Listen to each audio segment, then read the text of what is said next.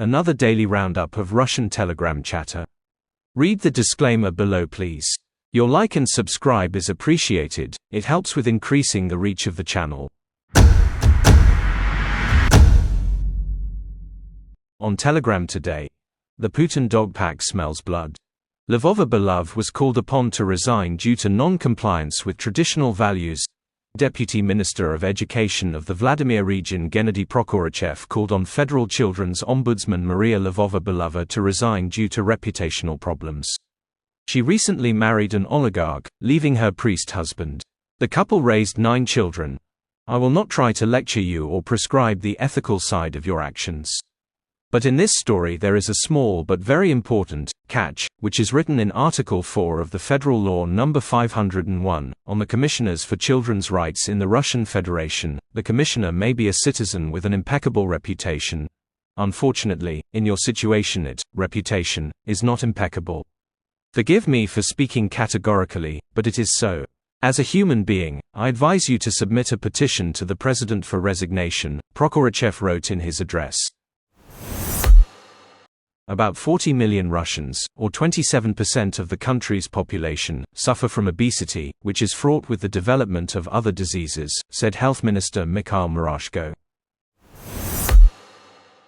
By 2050, Russia will lose up to 4% of its GDP due to obesity, the ministry had previously predicted.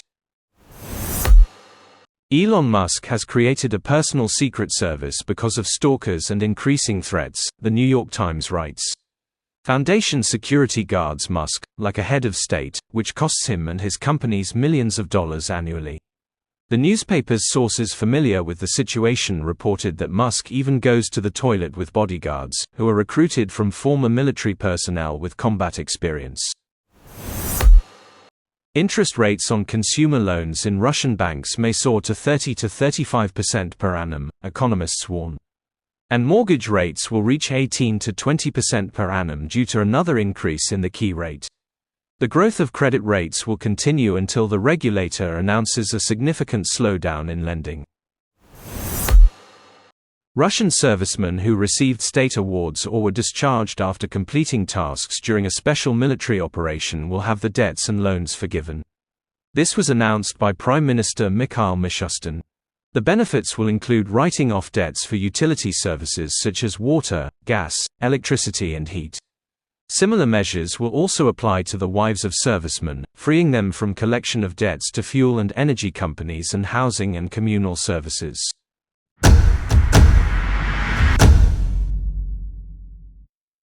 Has this content been useful to you? Would you like to see more research and translation content from Beefeater Fella? If you do, and you want to stay up to date with my work, please take a moment to like this video and subscribe to the channel now. It takes just a few seconds and it's free. This is really important. Your support and recommendations can make a big difference to the channel. Russia's military spending sets new record. In the first half of 2024, the federal budget spent a record 5.3 trillion rubles on defense items. Compared to the same, Russia's military spending increased by 36% over the previous period. On average, the government spent 203 billion rubles a week, 29 billion rubles a day, or 1.2 billion rubles an hour on maintaining the army and purchasing weapons. In 6 months, the military machine, almost 1.5 annual budgets of the National Economy Support Program, 3.89 trillion rubles, more than 3 annual budgets of the entire higher education system, 1.546 trillion rubles, and 18 annual budgets of the national project, healthcare, 290 billion rubles. The State Duma has heard an idea to set off a nuclear explosion. Foreign politicians have begun to forget about the danger of nuclear weapons, so an explosion needs to be set off at some testing ground, said United Russia Deputy Andrei Kolesnik. In his opinion, this is necessary so that humanity does not relax and thinks. Europeans will piss themselves. Another criminal case has been opened against the head of Dolgopridny, Vladislav Yudan, who is close to the governor of the Moscow region. This is about shrinking the Shoigu clan, who threatens Putin's continued power consolidation amongst the clans. Over the past 6 months, several criminal cases have been opened against Vorobyov's inner circle, and this can only indicate one thing: the security forces are trying to replace a person close to Shoigu. The interlocutor says that Yudan was sent to a pretrial detention center today in order to obtain testimony from him on all of his mentors and connections to Shoigu. Russian women should go to Syria, not Turkey, the State Duma has said. Deputy Milanov called Turkey an indecent state where lustful and bestial attitudes toward Russian girls prevail, and noted that no one will lay a finger on Russian women in Syria. It will be a gas.